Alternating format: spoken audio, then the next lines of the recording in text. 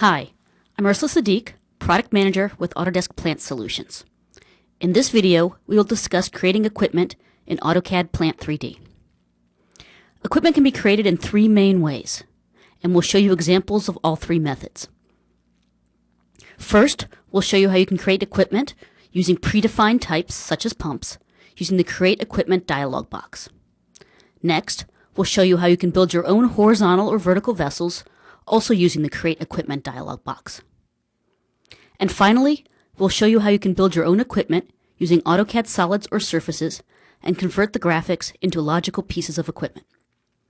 With this last method, you can also add new primitives to equipment modeled in other ways. For example, if you want to add a boot to a vessel, you can do so with AutoCAD objects. Let's start by clicking the Create Equipment button on the ribbon and selecting a centrifugal pump in the Create Equipment dialog box. It's optional to tag the piece of equipment, but we'll click the tag box to display the Assign Tag dialog. In the Assign Tag dialog box, we'll enter P for pump, 200 for the number, and press Assign.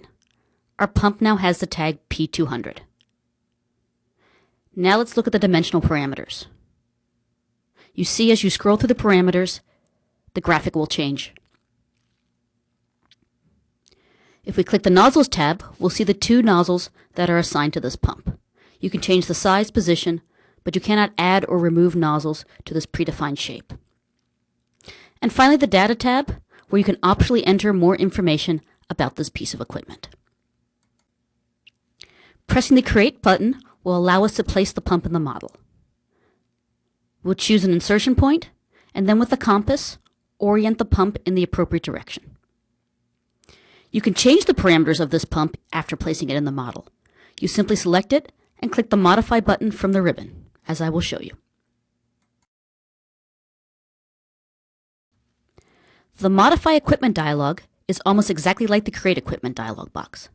You simply enter new parameters and click Apply. We'll change the length of the mounting base to 7 feet and the width to 24 inches. If you look closely, when I click Apply, you will see the base enlarge. And that's how you work with predefined types. Now we'll take a look at building equipment from predefined shapes. In particular, we'll take a look at creating a horizontal tank. We select the Create Equipment tool again, and this time we select Horizontal Vessel. This type of equipment is built up from geometric primitives. You can add or remove primitives to build your equipment. We're going to replace the toruspheric heads with elliptical ones.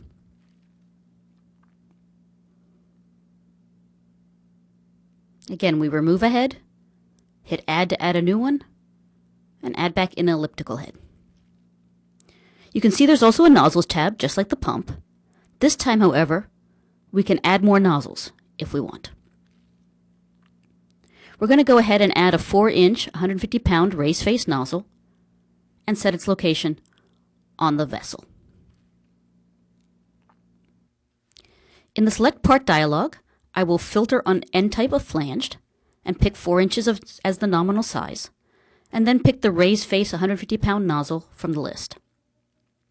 Next, I need to locate this nozzle on the vessel, so I'll pick the location to be radial,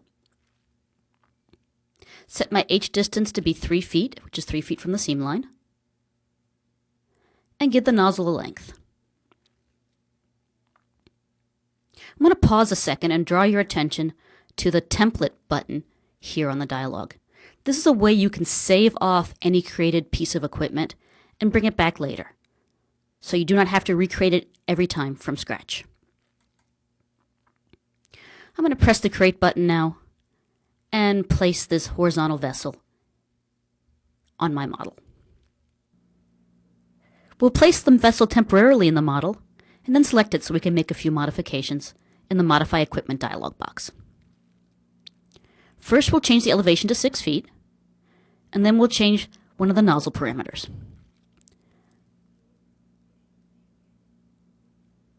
We want to rotate our new nozzle so it's not pointing down, but it's actually pointing to the right. We do this by setting the angle to 90 degrees. Again, pressing apply and then OK to close the dialog, we have our new vessel located. We're going to move it to a free space in the model, just using AutoCAD Move Grips.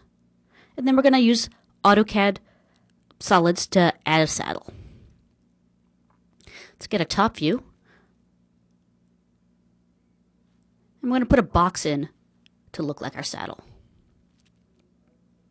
And we'll put one box in and then copy it to be the second saddle.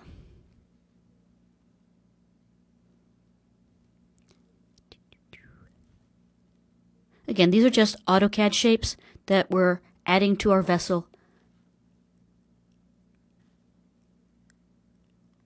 If we want to group these shapes with our vessel, we use the Attach to Equipment tool in the ribbon, pick the parent piece of equipment, and the pieces to add.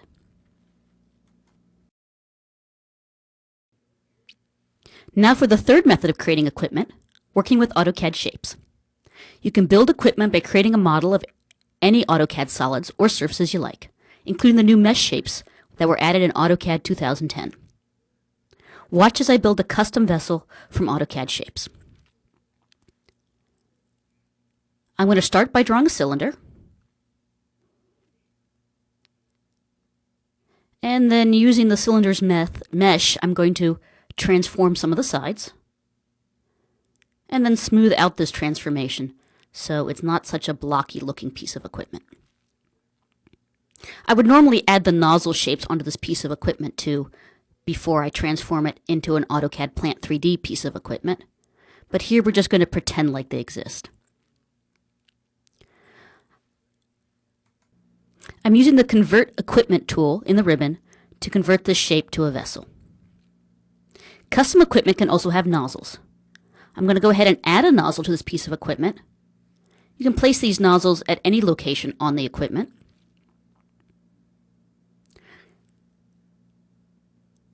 I'm going to press Add, select the type of nozzle I'm identifying on my piece of equipment, and then I'll mark the location on this piece of equipment for the nozzle. The marked nozzle provides enough information to allow piping to connect with the correct bolts and gaskets. As you can see, adding equipment to your model is straightforward but flexible. We've shown you how to use predefined types such as pumps, build your own horizontal vessel, and build your own equipment using AutoCAD solids, and convert those graphics to a logical piece of equipment. Thanks for watching.